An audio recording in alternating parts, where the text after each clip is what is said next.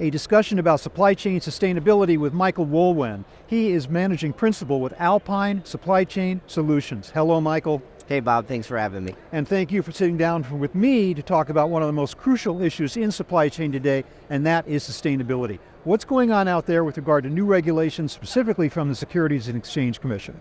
So what's interesting is a lot of our clients are asking us for help, right? So everybody has an ESG initiative, everybody has a sustainability initiative, everybody wants to reduce their carbon footprint. Unfortunately, nobody knows where they're at.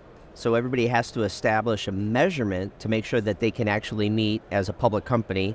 In Q1 of 2025, they have to publish their ESG metrics. So right now, a lot of people don't know where they're at in their journey, and they're trying to start to establish those metrics today. Right. To be more precise, they have to publish their supply chain metrics for so-called Scope 1 and Scope 2 emissions, not yet Scope 3, which is a lot of the supply chain stuff over which they have no direct control. That is exactly correct. So think about it, 74% of a company's carbon footprint is within supply chain. Some of that might be upstream from their suppliers, and some of it might be downstream from their customers. So really trying to understand end-to-end metric right now is the number one initiative for most public companies. So to know that the SEC is not coming down on them right away about Scope 3 doesn't mean they can sit back and say, we don't have to worry about that. Metrics are still important across the entire breadth of the supply chain, right? Absolutely. We have a client right now that is building a brand new facility, and we've partnered with a concrete organization that's actually going to give them carbon credits for the slab that they're actually going to pour, and that's a huge win rather than going and planting hundreds of thousands of trees to get those carbon credits back. To be able to build a brand new facility with the right lighting, the light batteries, and a concrete floor giving them carbon credits, it's a great way to start. So tell me more, Michael, about what is involved in measuring. It is a big challenge. You can get your arms around even Scope 1, even the internal stuff's hard enough. What might be some ways that companies can start to get their arms around this whole idea of measuring their emissions? So you got to start with the very basics. Where are you at in your journey? How can you actually put the measurements in place within your own four walls of your operation, and then start to work with your key suppliers and understanding what their emissions are and how they're actually looking at it and measuring it and their willingness to share with you, and then downstream to your customers. You know, with today's millennials and the ability to do research on barcodes and the sustainability, it's become a very big topic for top line and bottom line. It is often said, though, that the silos within organizations are just as bad as the ones that are outside the organization. So internally, what happens if, like up in the C-suite, they say, we are going to set forth with these bold new initiatives for sustainability. We're going to go out, we're going to measure all of our emissions, and then you get down, you filter down to the guys on the floor, and it's not happening. The result, maybe greenwashing, maybe failure. Tell me about how you can prevent that from happening. So I definitely am happy that the C-suite is acknowledging that something needs to happen. I think what's happening, though, is without the metrics in place, and for them to make statements that says we're going to reduce this by 40% or 30%, and then they actually ask their team to go and execute against it without understanding where they're at, and then the cost to actually get a 10% or a 20% reduction, let alone a 30 or 40%. So the burden really becomes on the operational team at the lower level to understand where they're at and how to get what the C-suite has asked for. Sometimes the cost burden isn't very palatable. So then now you're in a tough spot as an executive that made a commitment or a statement for your organization. How do you achieve that?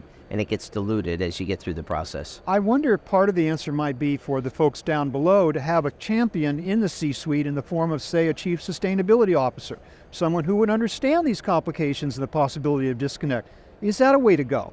Absolutely. If you don't have a sustainability officer, where is that burden lying? Who's waking up every morning thinking about how to reduce our natural resource consumption as well as improving our overall sustainability within the end-to-end supply chain? So a chief sustainability officer would be a phenomenal position.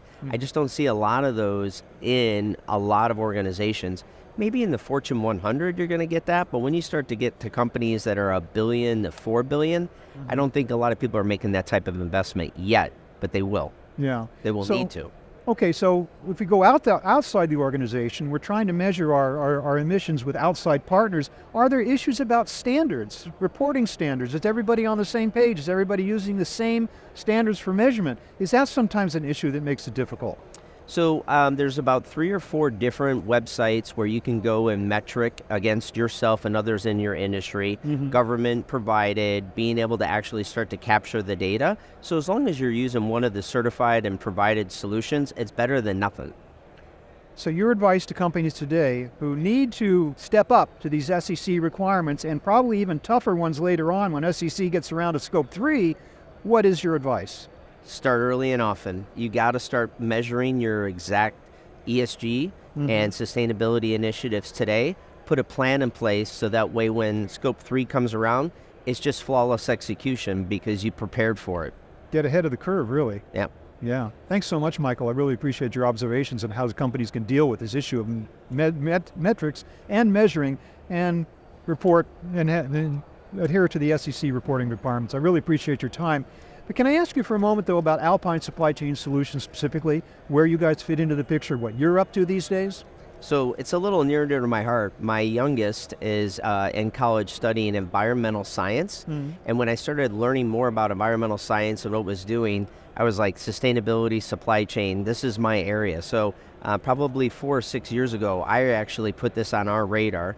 And now with the compliance required in Q1, a lot of our customers are asking us to help them start, with their metrics. So Alpine Supply Chain is just a boutique supply chain consulting company helping organizations maximize their investments in their supply chain.